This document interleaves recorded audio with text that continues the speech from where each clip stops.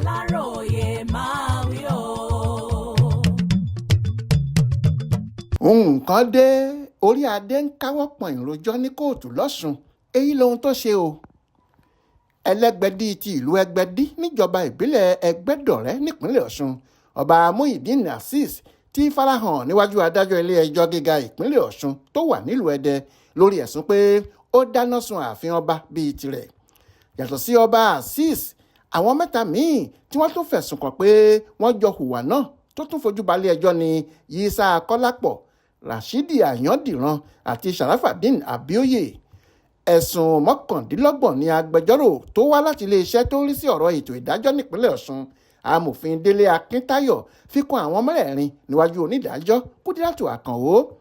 Lára àwọn ẹ̀sùn náà ni ìdígunjalè, dídúnkokò mọ́ ẹ̀mí ọmọnìkejì, bíba oko olóko jẹ́ àti dídáná sun ààfin ọlọ́ba ti Ìlọ́ba Ọba Lásìsì Gbàdámọ́sí.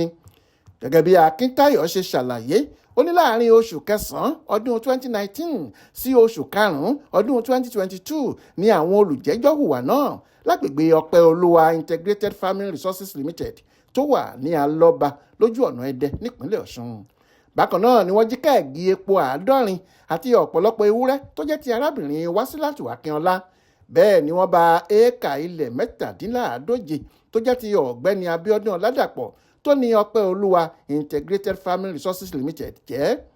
Nígbà tó ń jẹ́rìí tako Ẹlẹ́gbẹ̀dì ní Kootu, ọ̀gbẹ́ni Ọládàpọ̀ sọ pé ìwà tí àwọn olùjẹ́jọ́ hù ti sọ òun di onígbèsè nítorí ọ̀nà 4 ọ̀tọ̀ọ̀tọ̀ ni wọ́n ti ba oko òun jẹ́.